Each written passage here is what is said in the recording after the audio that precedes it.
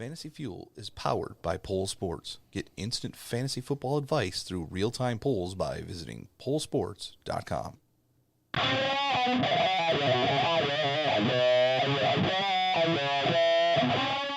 just going for a ride. If things don't add up, it's hasta luego, you know what I mean?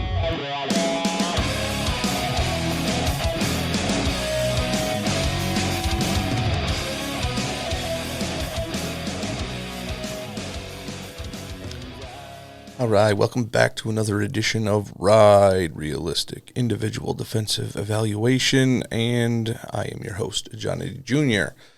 This week we are going to, it's going to be more than what I've done in the past because, of course, we're getting closer to the regular season, and that means I have less time to get these out before you guys do your draft. So I'm going to do my best to do a bunch of teams at a time, and today we are going to focus on the NFC North. There's been a lot of shakeup and a lot of guys that have played on multiple teams in this same division. So we're going to start off. If you're watching me, you can see that we are starting off with Clinton Dix. Now, he had been a staple on a team, a salary cap dynasty team I did for a while. I had him all 5 years I was in that league, and he did me great. He was consistent, but he never really had those insane performances. You know, every once in a while, you know, he'd get your 8-10 tackles and then throw an interception on top of that, and that would be your great, awesome week for Clinton Dix. But most of those years that I had him, in fact, I think all 5 of those years I had him, he was a Green Bay Packer. He was traded to the Washington Redskins and pretty much kept doing the same exact thing. But now he is a Chicago Bear, so he's going to be looking to intercept passes from Aaron Rodgers instead of watching him from the sideline. So that is going to be an interesting way to heighten that Bears-Packers rivalry. So let's look at some stats here from Clinton Dix over the years. He has been very consistent, anywhere between 62 and 83 tackles. That's pretty consistent for a safety. Anywhere between 12 and 28 assists. Again, that's normal. It's his other stats that have gone up and down, talking about his interceptions and sacks. He's only had 1 year where he had more than 1 sack, which isn't, too out of the ordinary when you're talking about safeties.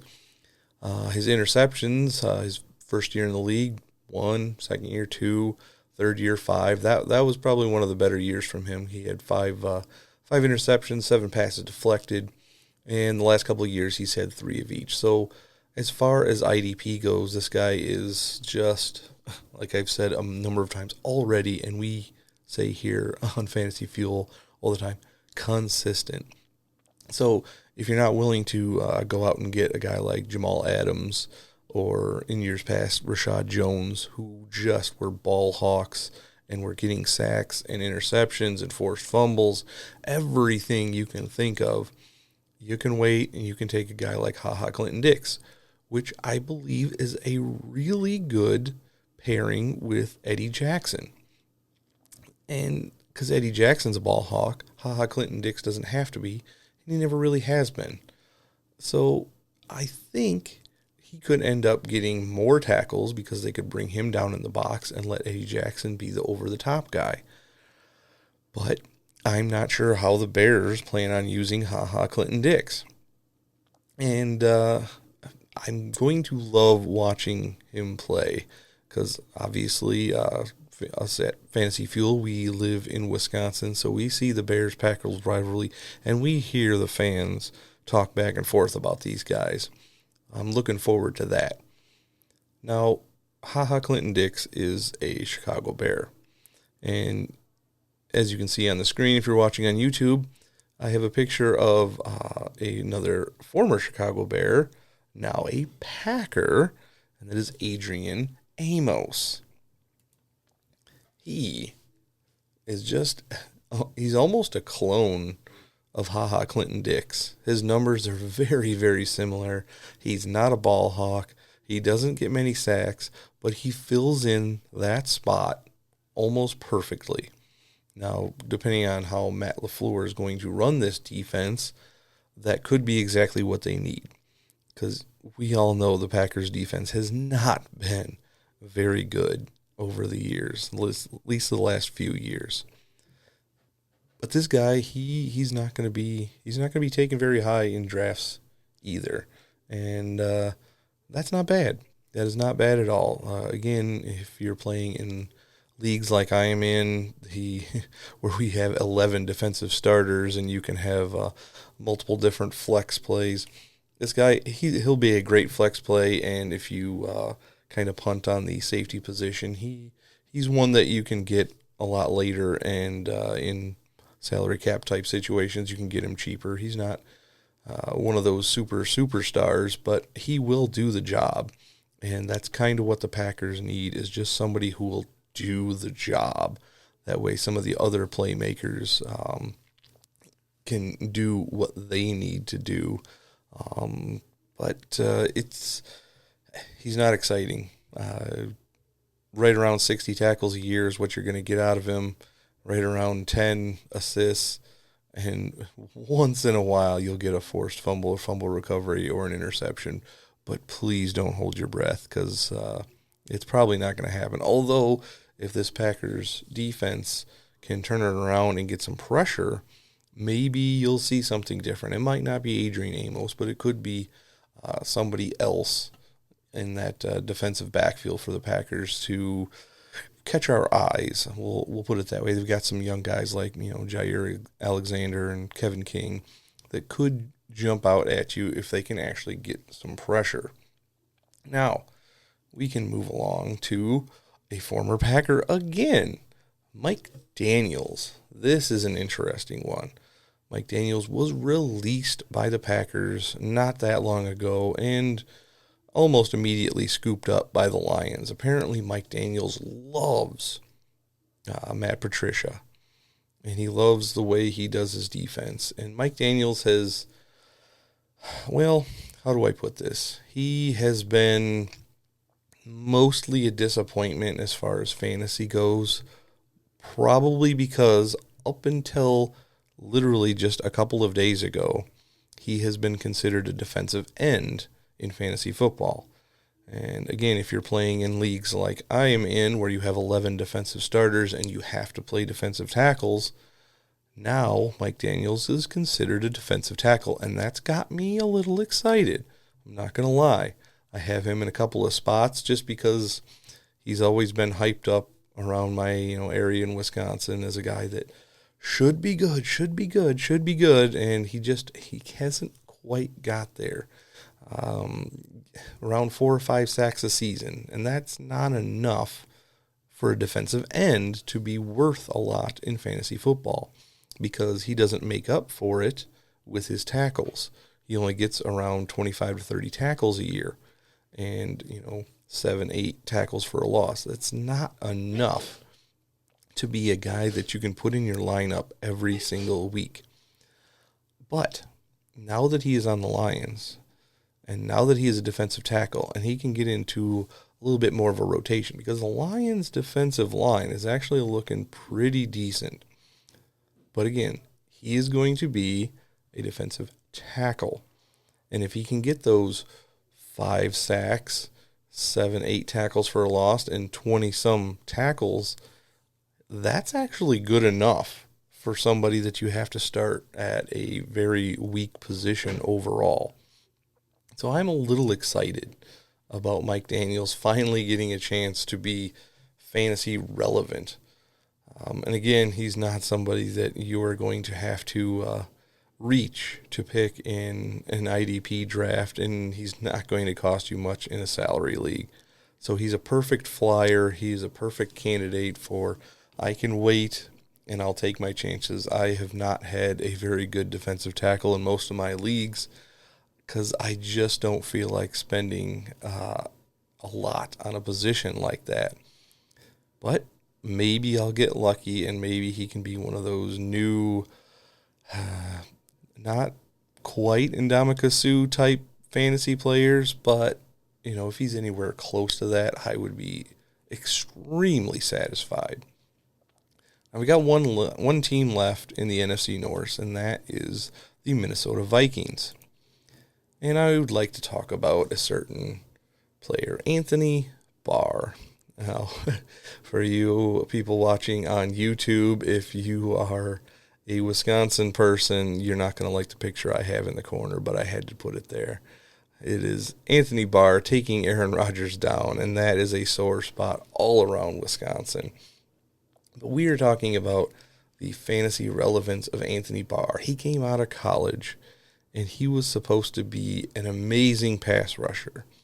And maybe he is, but fantasy stats are not adding up as if he were.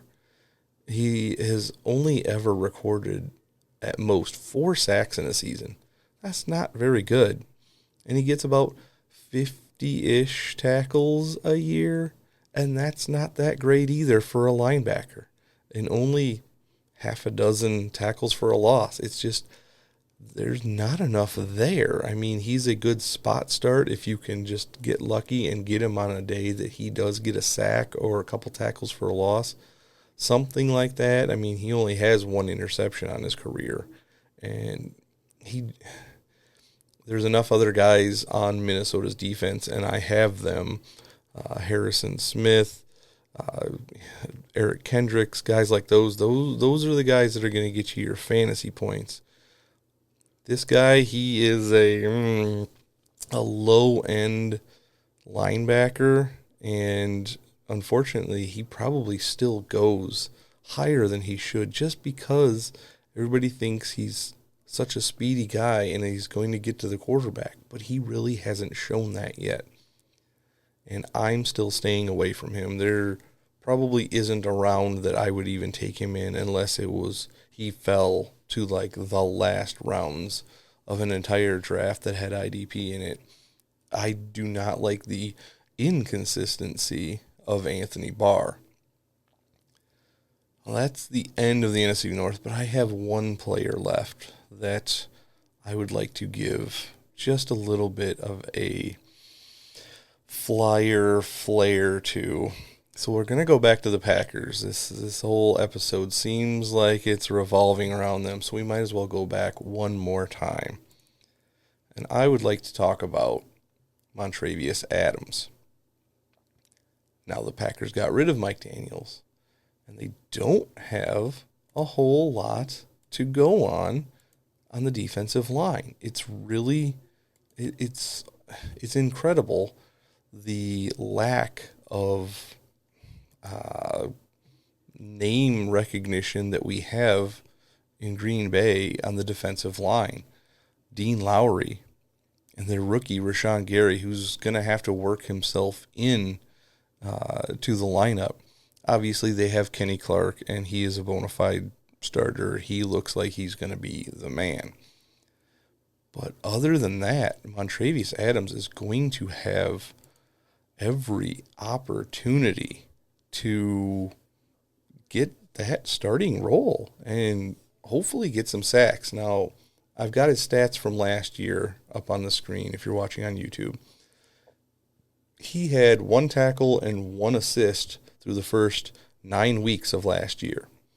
Then he finally started getting a little bit. Not much, not enough to be fantasy worthy, but he did get a sack in week 10, a couple tackles here and there. He had a forced fumble or a fumble recovery, and a few assists in the last game of the season versus the Lions, 3 tackles, 4 assists.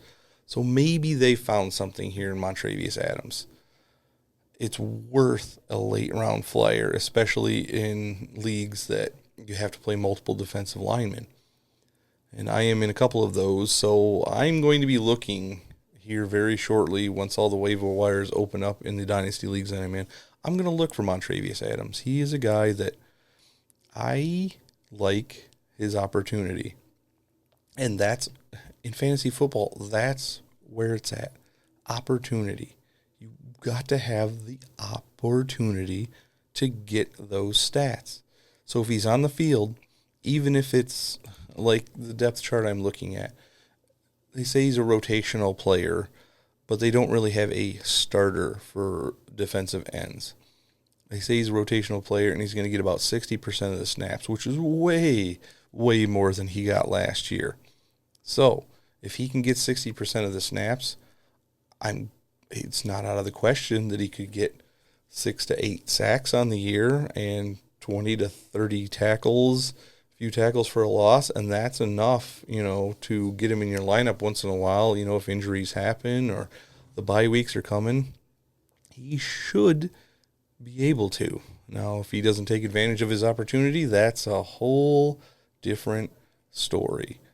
So that's probably going to do it for me. The NFC North is also, of course, very near and dear to us in Wisconsin. So we hear a lot of the trash talk. I go to work. I have Vikings fans, Bears fans, Packers fans. I don't think I have any Lions fans at work. I used to work with one, but yeah, we don't have any Lions fans. But I hear it from all the angles. The NFC North is always fun. It's usually up for grabs. This year is definitely interesting. I'm not counting out anybody yet, but I don't have a whole lot of faith in the Lions this year. But any of the other 3 teams, I could see winning this division. And it's probably going to be whoever has the tightest ship run on defense. And, of course, right now everybody thinks that's the Bears. And everybody after that thinks probably the Vikings have the best defensive line. I can't argue with that. And the Packers are young, and hopefully a new coach is going to produce some kind of defensive talent so Aaron Rodgers doesn't have to try and win all the games for him, even if they're down by multiple touchdowns. But that's going to do it for me. I want to thank you for listening, watching. You can find us anywhere, Spotify, Apple Podcasts, iHeartRadio. You can find us, interact with us on Facebook.com/FantasyFuel. You can find us on Twitter @FantasyFuel.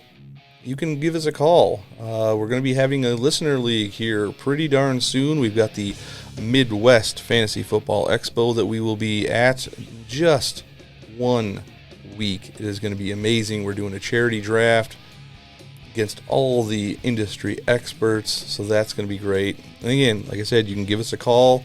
That's going to be part of our listener league, how we're going to do that, and that is going to open up right after the Midwest Fantasy Football Expo, and that number is 608-492-3443. So if you want more information about that before we actually get it live, I can give you what we have, but I can't give you everything yet. If you want our mock drafts, we just did a mock draft for our 100th episode. That was last week. You can find our mock drafts, our rankings, and all of our YouTube videos at fantasyfuelpodcast.com.